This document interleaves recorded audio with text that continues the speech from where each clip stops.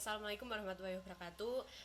Izin memperkenalkan diri, saya Raisya Ertarismaini dengan NIM akhir 090. Video ini dibuat untuk memenuhi tugas mata kuliah Hukum Penanaman Modal. Selanjutnya, yang pertama, jelaskan bagaimana peranan hukum terhadap penanaman modal. Yang pertama itu, hukum harus menciptakan kepastian hukum mengenai hak dan kewajiban yang mereka miliki, yaitu ada investasi yang harus mendapatkan perlindungan terhadap hak atas kepemilikan aset yang diinvestasikan, seperti saham, properti, atau pengaturan atas investasi. Yang kedua itu dapat mendorong kepercayaan dan partisipasi investor. Kepercayaan investor terhadap lingkungan investor itu sangat bergantung pada keberadaan regulasi jelas dan transparan. Hukum yang baik itu dapat mengatur perlindungan terhadap investor, baik individu maupun korporasi, menjamin bahwa proses investor dilakukan secara adil dan tidak diskriminatif. Untuk yang ketiga, dalam regulasi perpajakan, hukum berperan dalam mengatur sistem perpajakan terhadap investasi, pajak penghasilan, investasi, dan fasilitas pajak, serta pemenuhan kewajiban pajak. Yang keempat, mengatur hubungan antara pemerintah dan investor asing seperti perjanjian internasional, penjamin, dan perlindungan investasi. Yang kelima, dalam kegiatan penanaman modal ini, hukum juga dapat menyediakan mekanisme penyelesaian sengketa atau perselisihan yang bisa terjadi antara investor dan pihak lain seperti pemerintah, mitra bisnis, atau pihak ketiga lainnya. Hukum menyediakan berbagai mekanisme untuk penyelesaian sengketa, yaitu yang melalui pengadilan, arbitrase, dan mediasi atau forum hukum internasional. Untuk soal yang kedua, itu sebutkan dan jelaskan bidang-bidang usaha yang tertutup dan terbuka bagi penanaman modal asing berdasarkan Undang-Undang Penanaman Modal. Dalam bidang usaha tertutup bagi penanaman modal asing itu diatur dalam pasal 12 ayat 2 UU nomor 25 tahun 2007 tentang penanaman modal, yaitu yang pertama, produk senjata.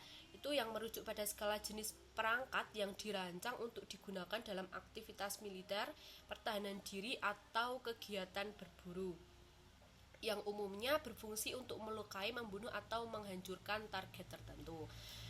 Mesiu, yaitu bahan peledak yang digunakan dalam berbagai aplikasi, terutama dalam senjata api dan senjata militer. Yang ketiga ada alat peledak. Alat peledak itu dirancang untuk menghasilkan ledakan dengan cara melepaskan energi secara cepat dan besar. Yang keempat ada peralatan perang yang merujuk pada semua jenis alat dan sistem yang digunakan dalam konflik militer, baik untuk menyerang, bertahan, ataupun mendukung operasi tempur seperti pistol atau senapan. Terus bidang usaha lain yang berdasarkan undang-undang itu dinyatakan tertutup. Yang kedua ada bidang usaha terbuka. Dalam Perpres nomor 10 tahun 2001 tentang bidang usaha penanaman modal, bidang usaha terbuka itu semua bidang usaha bagi kegiatan penanaman modal kecuali bidang usaha yang dinyatakan tertutup untuk penanaman modal atau untuk kegiatan yang hanya dapat dilakukan oleh pemerintah pusat, yang meliputi yang pertama itu ada bidang usaha prioritas, merupakan bidang usaha yang memenuhi kriteria, yaitu program atau proyek strategis nasional, terus padat modal, padat karya, teknologi tinggi, industri pioner, atau yang sejenis lainnya. Yang kedua ada bidang usaha yang dialokasikan atau kemitraan dengan koperasi dan UMKM. Itu meliputi bidang usaha yang dialokasikan bagi koperasi dan UMKM, dan bidang usaha yang terbuka untuk umum untuk usaha besar yang bermitra dengan koperasi dan UMKM. Yang ketiga itu ada bidang usaha dengan persyaratan tertentu. Itu merupakan usaha yang dapat diusahakan oleh semua penanaman modal termasuk koperasi dan UMKM yang memenuhi persyaratan. Yang pertama, persyaratan penanaman modal untuk penanaman modal dalam negeri. Yang kedua, ada persyaratan penanaman modal dengan pembatasan kepemilikan modal asing. Yang ketiga, persyaratan penanaman modal dengan perizinan khusus. Selanjutnya ada bidang usaha yang meliputi ada sektor pertanian, kehutanan, kelautan, perikanan, energi dan sumber daya mineral, perindustrian dan pertahanan dan keamanan, pekerjaan umum.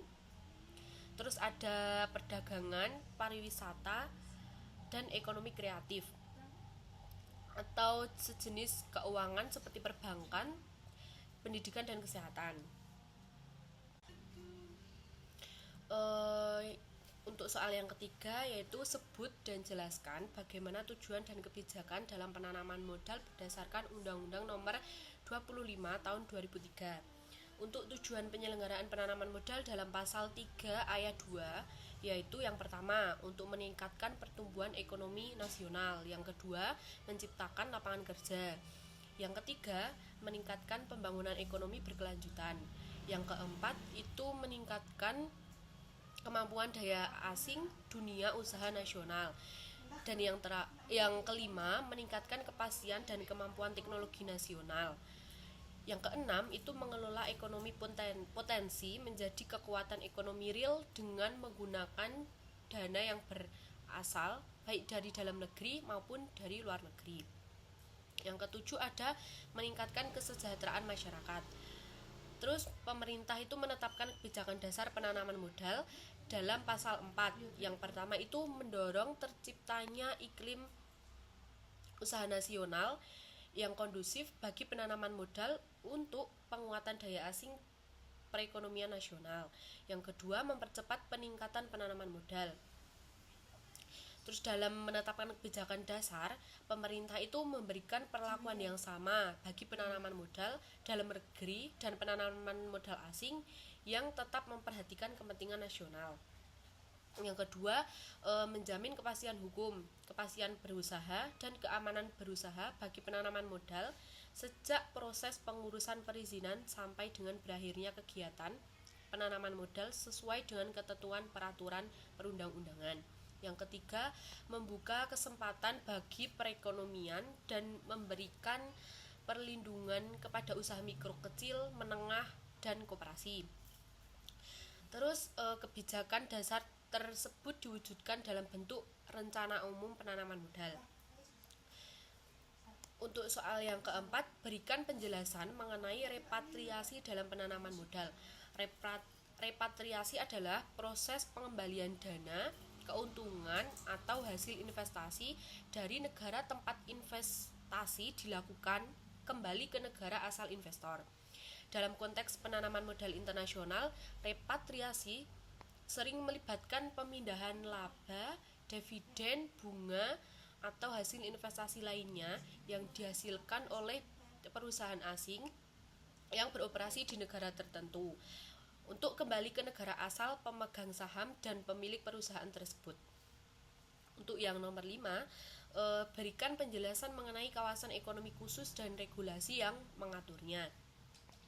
Untuk mempercepat perkembangan ekonomi di wilayah tertentu yang bersifat strategis bagi pengembangan ekonomi nasional dan untuk menjaga keseimbangan kemajuan suatu daerah, itu dapat diterapkan dan dikembangkan kawasan ekonomi khusus. Pemerintah berwenang menetapkan kebijakan penanaman modal tersebut di kawasan ekonomi khusus. Kawasan ekonomi khusus itu merupakan suatu wilayah tertentu di dalam suatu negara yang memberikan perlakuan atau fasilitas khusus dalam aspek ekonomi guna mendukung aktivitas investasi, perdagangan, atau industri.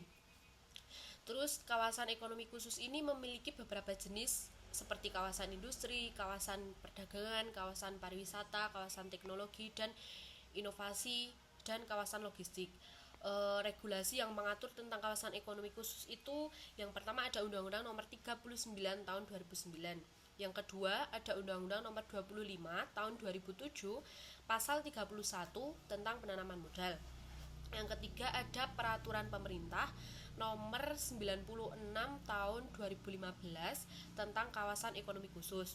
Yang keempat ada Menteri Koordinator Bidang Perekonomian nomor 5 tahun 2017 tentang tata cara penetapan kawasan ekonomi khusus. Dan yang terakhir itu ada peraturan pemerintah nomor 1 tahun 2011 tentang penyelenggaraan kawasan ekonomi khusus. Untuk soal yang nomor 6, berikan penjelasan mengenai nasionalisasi dalam penanaman modal. Nasionalisasi dalam penanaman modal yaitu tindakan pemerintah suatu negara untuk mengambil alih atau menyita aset yang dimiliki oleh investor asing yang sebelumnya berinvestasi di negara tersebut dan kemudian mengalihkan kepemilikan atau pengelolaan kepada negara atau perusahaan milik negara atau BUMN. Langkah nasionalisasi biasanya dilakukan dengan alasan politik, ekonomi, atau sosial seperti untuk memperkuat kendali nasional atau sektor-sektor vital atau mengurangi ketergantungan pada investor asing. Untuk soal nomor 7 itu jelaskan fasilitas fiskal yang didapatkan penanaman modal asing dalam berinvestasi di Indonesia. Untuk penanaman modal yang ingin memperluas bisnis mereka atau melakukan investasi baru, terutama penanaman modal asing, pemerintah itu memberikan fasilitas, salah satunya adalah pajak penghasilan yang mengurangi penghasilan neto sampai batas tertentu terhadap jumlah investor. Pengusaha itu juga dapat memilih untuk memotong atau membebaskan pajak tambahan nilai atau PPN atas barang, modal atau peralatan produksi. Pengusaha juga diberikan keringanan oleh PBB untuk bidang tertentu. Yang nomor 8, bagaimana pengaturan hak atas tanah bagi penanaman modal asing yang berinvestasi di Indonesia. Jelaskan. Dalam pasal 22, kemudahan pelayanan dan atau perizinan hak atas tanah itu dapat diberikan dan diperpanjang di muka, sekaligus hak atas tanah dapat diberikan dan dapat diperbarui kembali atas permohonan penanaman modal. Berupa yang pertama ada hak guna usaha. Itu dapat diberikan dengan jumlah 95 tahun dengan cara dapat diberikan dan diperpanjang di muka selama 60 tahun dan dapat diperbarui selama 35 tahun. Yang kedua ada hak guna bangunan. Itu dapat diberikan dengan jumlah 80 tahun dengan cara dapat diberikan dan diperpanjang di muka sekaligus selama 50 tahun dan dapat diperbarui selama 30 tahun.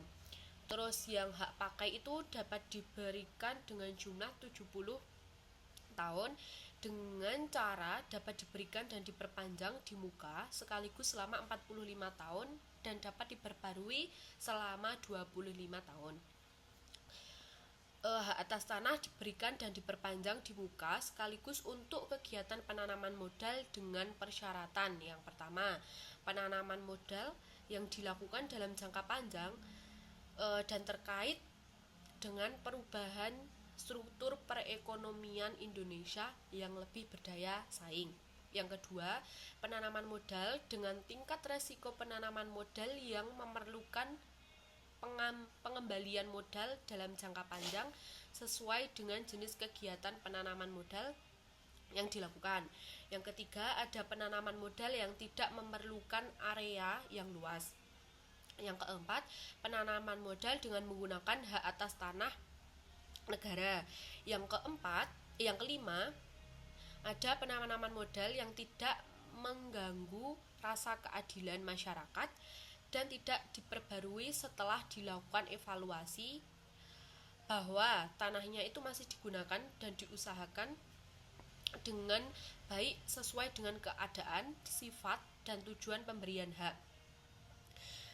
Pemberian dan perpanjangan hak atas tanah yang diberikan sekaligus di muka dan yang dapat diperbarui dapat dihentikan atau dibatalkan oleh pemerintah jika perusahaan penanaman modal melantarkan tanah, merugikan kepentingan umum, atau menggunakan dan memanfaatkan tanah itu tidak sesuai dengan maksud dan tujuan pemberian hak atas tanahnya, serta melanggar ketentuan peraturan perundang-undangan di bidang pertanahan. Yang nomor 9 itu jelaskan bagaimana pengaturan ketenagakerjaan bagi penanaman modal asing. Yang pertama itu perusahaan penanaman modal dalam memenuhi kebutuhan tenaga kerja itu harus mengutamakan tenaga kerja warga Indonesia. Yang kedua, perusahaan penanaman modal berhak menggunakan tenaga ahli warga negara asing untuk jabatan dan keahlian tertentu sesuai dengan ketentuan peraturan perundang-undangan. Yang ketiga, ada perusahaan penanaman modal itu wajib meningkatkan kompetensi tenaga kerja warga negara Indonesia melalui pelatihan kerja sesuai dengan ketentuan peraturan perundang-undangan. Yang keempat, ada perusahaan penanaman modal yang memperkerjakan tenaga kerja asing itu diwajibkan menyelenggarakan pelatihan dan melakukan alih teknologi kepada tenaga kerja warga Indonesia sesuai dengan ketentuan peraturan perundang-undangan.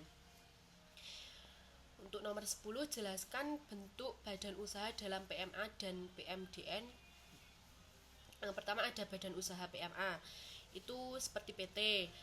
Yang kedua ada wajib berbentuk PT sesuai hukum Indonesia. Yang ketiga ada minimal itu pemegang saham. Modal dasarnya itu minimal 10 miliar dan saham yang dimiliki oleh WNA atau badan hukum asing. Yang kedua ada bentuk badan usaha PMDN atau dalam negeri. Yang pertama ada perseroan terbatas, yaitu badan usaha yang paling umum modal terbagi dalam saham tanggung jawab terbatas pada modal yang disetor, minimal itu minimal itu 2 pemegang saham. Yang kedua ada komanditer Venoscap atau CV. Itu persekutuan komanditer terdiri dari sekutu aktif dan sekutu pasif. Modal dari dalam negeri, pengelolaan oleh sekutu aktif. Yang ketiga ada firma, itu didirikan oleh 2 orang atau lebih, tanggung jawab itu tidak terbatas, menggunakan nama bersama sesuai sekutu aktif dalam pengelolaan. Terus yang selanjutnya ada koperasi, yaitu badan usaha berbasis keanggotaan yang berprinsip kekeluargaan. Terus modal dari anggota keuntungan dibagi ke anggota. Terus ada perusahaan umum atau perum. Seluruh modal dimiliki negara bertujuan untuk melayani kepentingan umum, mencari keuntungan, dipimpin oleh direksi. Yang terakhir itu ada perusahaan perseroan atau persero. Itu minimal 51 saham dan dimiliki negara yang bertujuan untuk mencari keuntungan. Modalnya itu terbagi dalam saham, dapat go publik menjadi persero TBK. Sekian penjelasan dari saya. Assalamualaikum warahmatullahi wabarakatuh.